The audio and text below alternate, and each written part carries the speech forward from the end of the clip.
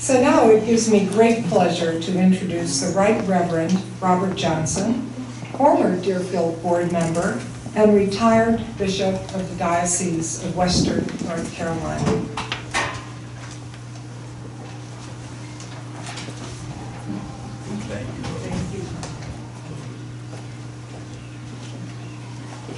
You got to be careful of getting in and out of here.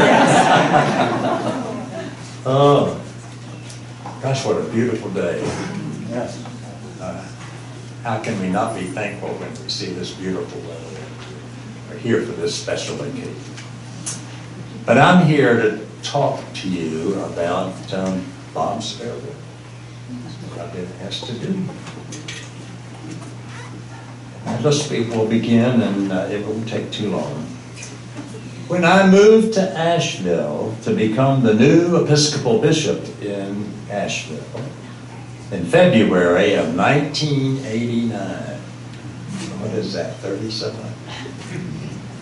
Deerfield, which at that time was wholly owned by the Episcopal Church, the Episcopal Diocese of Western North Carolina, offered to put me up until Julie and I could find a home. We were in Atlanta.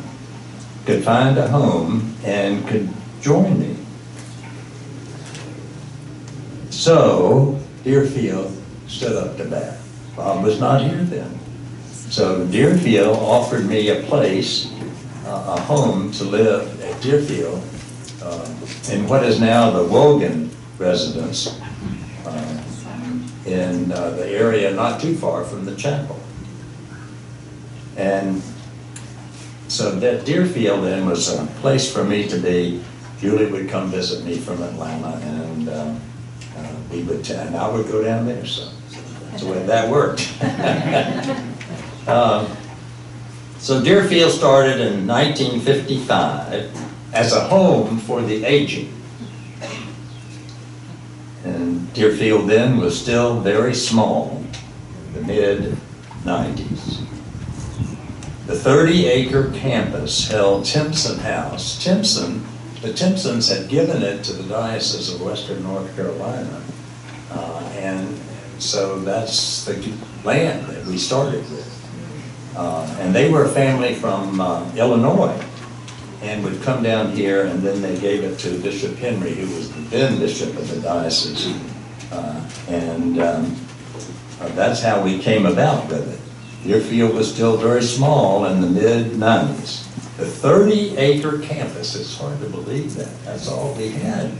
30-acre campus held Timpson House, their home, which is still there, the Square Donut, which was the old red brick square donut, and had rooms where people could live and be cared for, and they had business rooms, and they had board rooms, and they had everything you needed. But that was the Square Donut.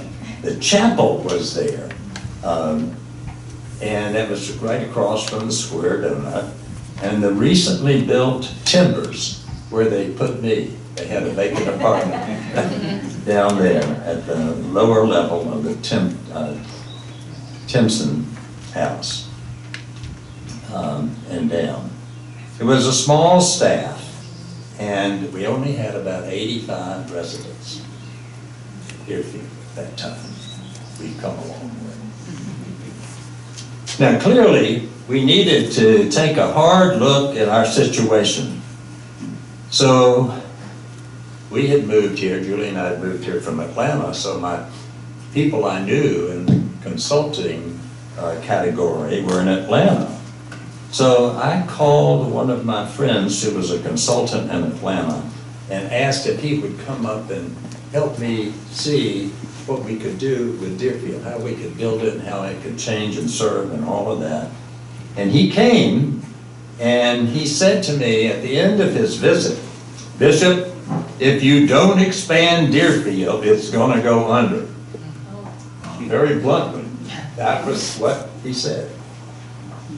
So that got our attentional planning off the ground, and we were underway with a major expansion, and the diocese deeded the property then over to the newly formed profit, not-for-profit Deerfield Episcopal Retirement Community, thereby providing the financial underpinnings for expansion. But we still needed to find a CEO. We had people who did different jobs, but we didn't have a CEO.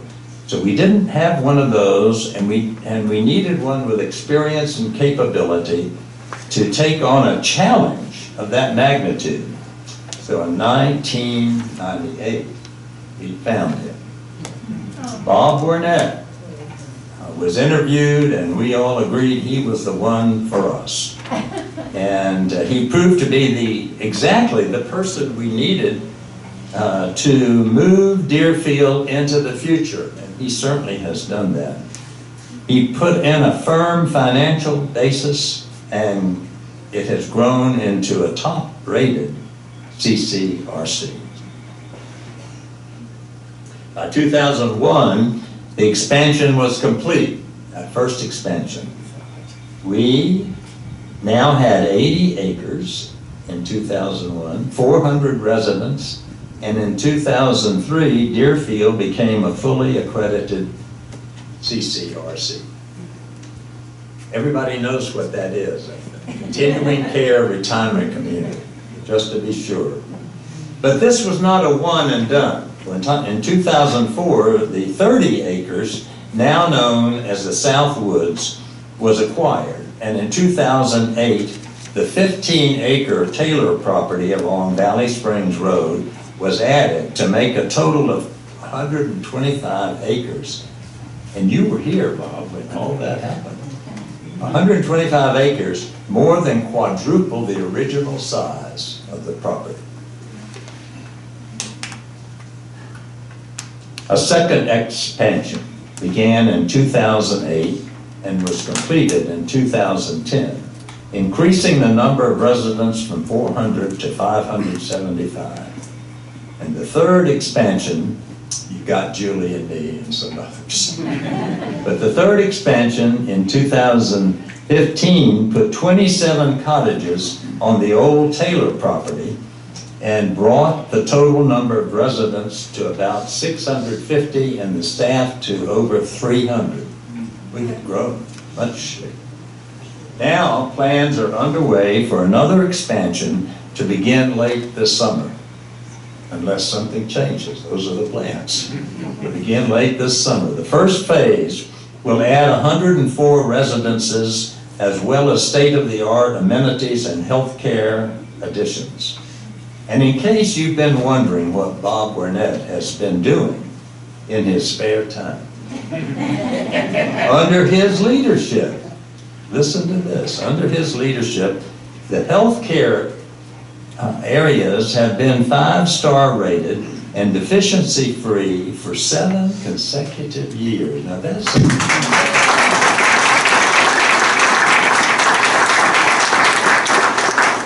The total assets of the corporation have grown to $250 million. And the community launched a charitable foundation, Deerfield did, in 2020 that now has assets of about $16 million. The wait list for residents has grown to 1,300.